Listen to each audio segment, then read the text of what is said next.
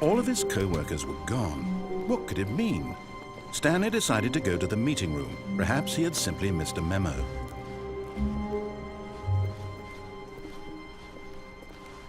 When Stanley came to a set of 2 open doors, he entered the door on his left.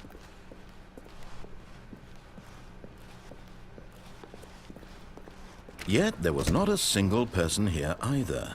Feeling a wave of disbelief, Stanley decided to go up to his boss's office. Coming to a staircase, Stanley walked upstairs to his boss's office.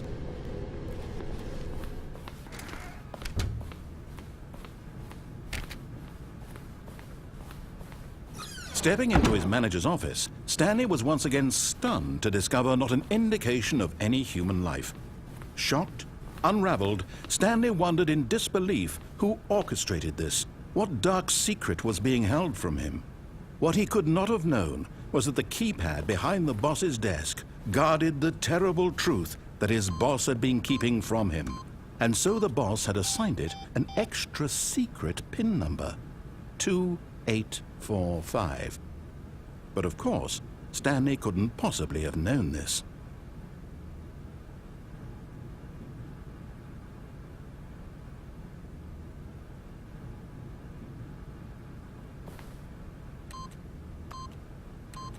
Stanley just sat around twiddling his thumbs.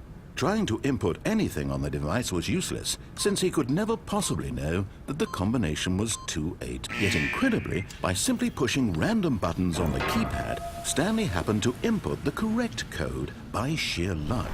Amazing. He stepped into the newly opened passageway.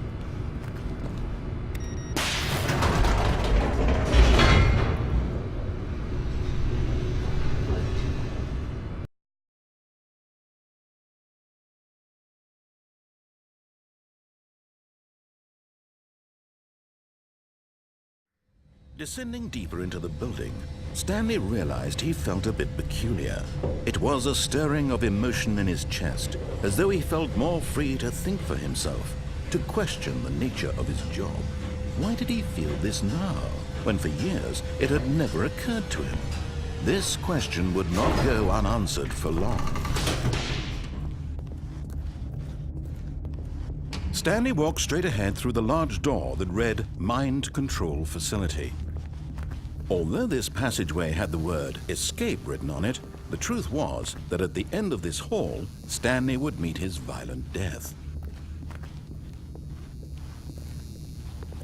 The door behind him was not shut. Stanley still had every opportunity to turn around and get back on track.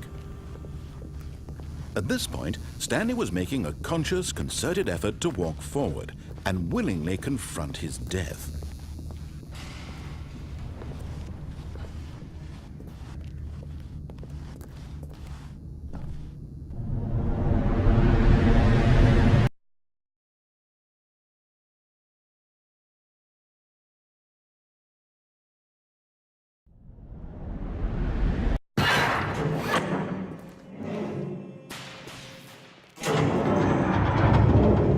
As the machine whirred into motion and Stanley was inched closer and closer to his demise, he reflected that his life had been of no consequence whatsoever.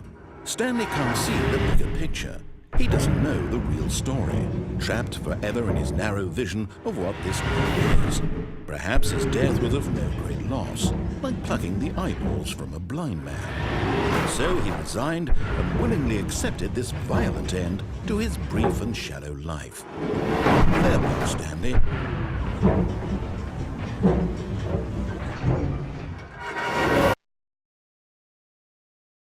"Farewell, Stanley," cried the narrator, as Stanley was led helplessly into the enormous metal jaws. In a single visceral instant, Stanley was obliterated as the machine crushed every bone in his body, killing him instantly.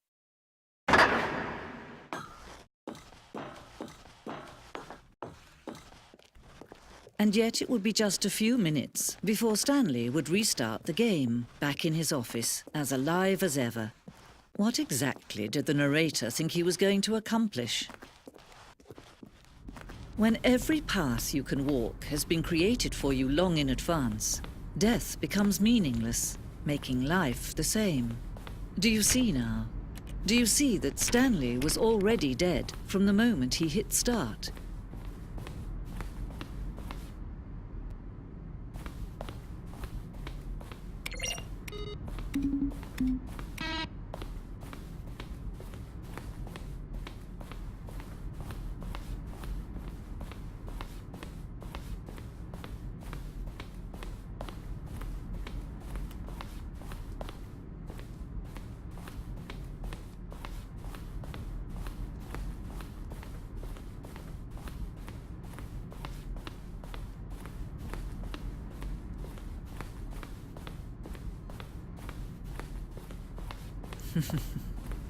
Oh, look at these two. How they wish to destroy one another. How they wish to control one another. How they both wish to be free. Can you see? Can you see how much they need one another? No, perhaps not. Sometimes these things cannot be seen. But listen to me. You can still save these two. You can stop the program before they both fail. Push escape and press quit. There's no other way to beat this game. As long as you move forward, you'll be walking someone else's path. Stop now and it'll be your only true choice. Whatever you do, choose it. Don't let time choose for you. Don't let time